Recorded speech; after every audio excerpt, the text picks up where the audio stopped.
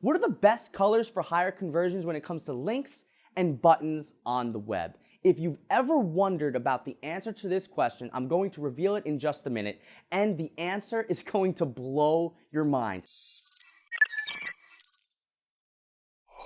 About 100 years ago, Hedwig von Restorff ran an interesting memory experiment. She got a list of 10 items. They were all distinct items on a list. And she asked people to remember the items on this list. Now, as with all psychological experiments, there was a catch.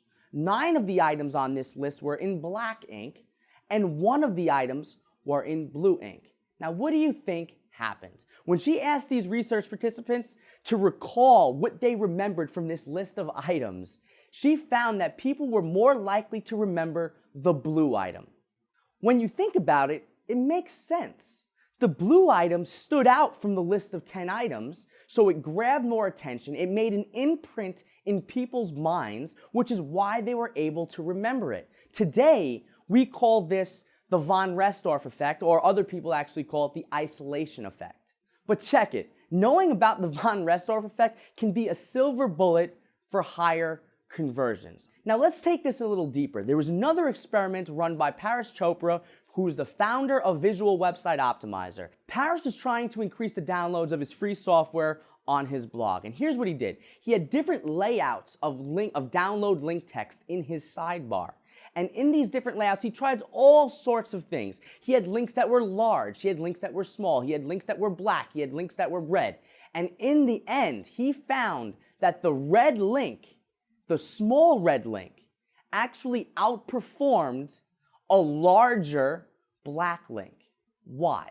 Why? Because he was taking advantage of the von Restorff effect. Paris' site did not use the color red anywhere. So when he used that color red in this particular case, it stood out instead of blended in. Now let's take this back to you. How do you find your color?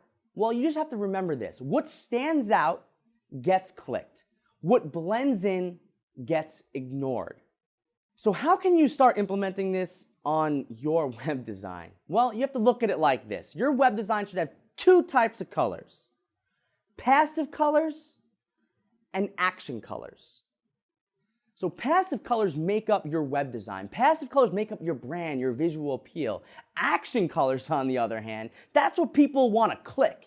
Action colors beckon people to click links, click buttons. Action colors require people to do something with that particular color. So as an example, if you take a look at socialtriggers.com, you'll notice that I use very little color on my site. I actually hate colors. But I use purple links on my site. Why? Purple is my action color. You'll notice all my hyperlinks are purple. If you go to socialtriggers.com, you go to the top, you'll see this big box with a brain in it. Above that brain is this little purple box with another purple link in there. That little box gets a ton of clicks. Why? Because purple is my action color, and I've trained my readers and customers to know that purple means click. I'm pointing this out because even though this seems like common sense, I see people making this mistake all the time. It's like web designers don't understand the idea between passive colors and action colors. For example, I actually stumbled on one website that had red links. Red links. So red links were their action color. This same website had red subheadlines. Subheadlines that you couldn't click. You couldn't click these subheadlines. How confusing is that? In one case, red means click. In another case, red means you can't click. How can you expect people to click on your links if they don't even know what they're supposed to be clicking? This is why you need a passive color and an action color. So what's the best color for your conversions? The best color is whatever you set your action color to be, and your action color needs to pop. Your action color should take advantage of the von Restorff effect. The action color should be different than any other color on your site. That way you're training your readers and customers to click when they see that specific color. Now I have a question for you. Do you have a friend that thinks there's a perfect color for high conversions on the web? Or worse, do you know someone who mixes up their action colors and their passive colors? Do them a favor, send them a link to this video, and save their life. Plus, you'd be helping me out because every time I stumble on a website that mixes this up, it frustrates me because it's such an easy fix. So go ahead and email this link to a friend right now.